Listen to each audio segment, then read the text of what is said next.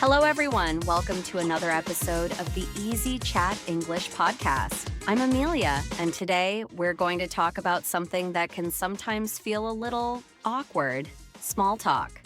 Hey, listeners, I'm Ethan, and trust me, we've all been there.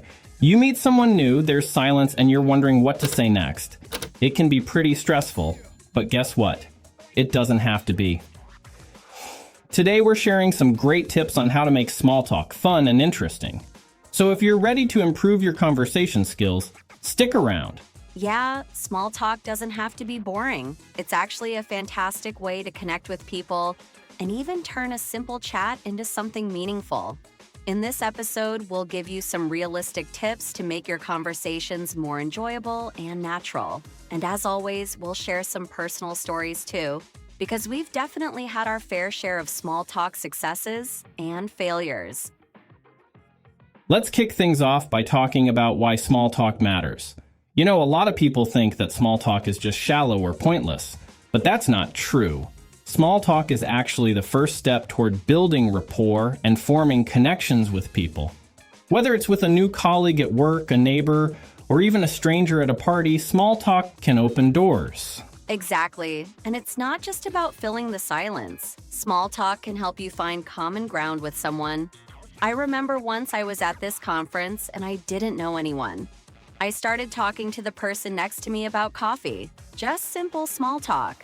Turns out we both love the same local coffee shop, and we ended up having a great conversation about our favorite drinks. That small talk led to a real connection. Yeah, I had a similar experience. I was on a flight and I wasn't expecting to talk to anyone. But the guy next to me started talking about the book he was reading. We had a great conversation that made the flight feel so much shorter.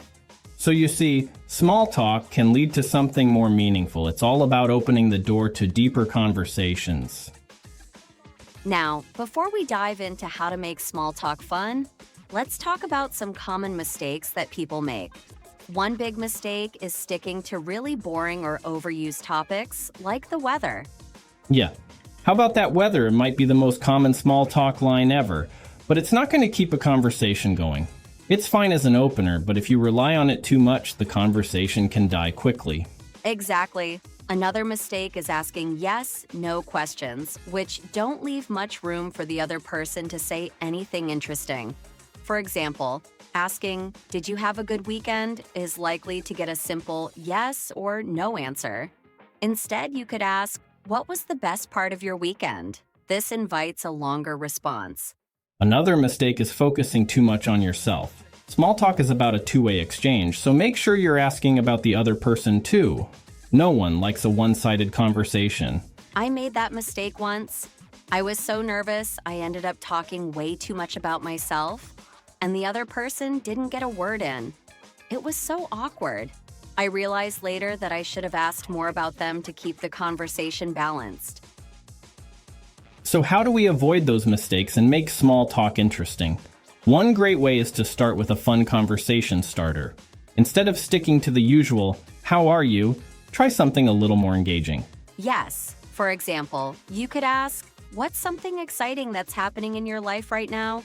Or, "What's the most interesting thing you've done lately?"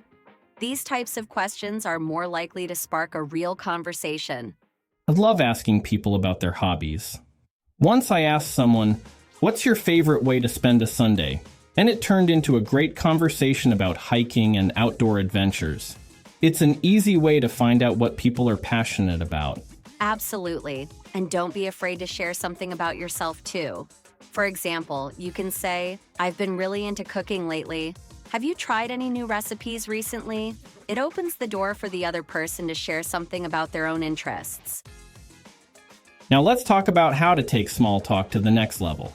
You don't have to stick to boring topics like the weather or traffic. Instead, dive into more interesting subjects like travel, food, or hobbies. These are things most people enjoy talking about. That's right. I've found that asking about travel is always a hit. For example, "What's the most interesting place you visited?" Or, "Where would you love to travel next?" I remember asking someone about their favorite vacation, and it led to a long conversation about their adventures in Japan. It was so much fun. Yeah, food is another great topic. Everyone loves to talk about what they like to eat. You could ask, what's the best meal you've had recently? Or, do you have a favorite type of cuisine? These questions can lead to some really enjoyable conversations. Definitely. And if you find that you share a common interest, the conversation can easily flow from there. Whether it's movies, music, or a shared hobby, focusing on fun topics makes small talk feel more engaging. Once you've started an interesting conversation, how do you keep it going? The key is to show genuine interest in what the other person is saying. Active listening is really important here. Yes, and don't just nod and smile. Ask follow-up questions. For example, if someone mentions they love traveling, ask them, "What was your favorite trip and why?" Or, "What's the most surprising thing you've learned from traveling?" These kinds of questions keep the conversation moving forward. Exactly. Follow-up questions show that you're really listening and interested in what they have to say. It makes the conversation feel more natural and less forced. Let's not forget about nonverbal communication. Body language plays a huge role in small talk. Things like smiling, making eye contact, and nodding can make a big difference. Oh, definitely. Positive body language shows that you're engaged and interested in the conversation. I remember once I was chatting with someone, and even though they were saying the right things, their body language made them seem disinterested. It was really off-putting. Yeah, that's so true. If you're smiling and making eye contact, the other person will feel more comfortable and open up more. It creates a friendly atmosphere, which is perfect for small talk. Now, we all know that small talk can't last forever. So how do you end the conversation without it feeling awkward? Good question. A simple and polite way to end a conversation is to express that you enjoyed it.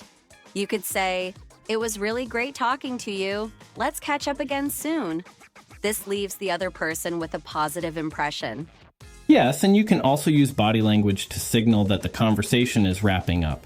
For example, shifting your posture or giving a friendly wave as you leave. Finally, remember that the more you practice small talk, the better you'll get at it. So don't be afraid to try it in different situations. Whether you're chatting with a coworker, meeting new people at a party, or even talking to someone at the coffee shop. Exactly. And don't worry if it feels awkward at first. It's completely normal. The more you practice, the more confident you'll become. That brings us to the end of today's episode. We hope these tips help you make small talk more fun and interesting. Yes, and remember, small talk is a great way to connect with people. The more you practice, the more comfortable you'll feel. Thanks for listening, and don't forget to share your own small talk stories with us. We'd love to hear from you. And as always, keep practicing your English, and we'll catch you in the next episode. See you next time.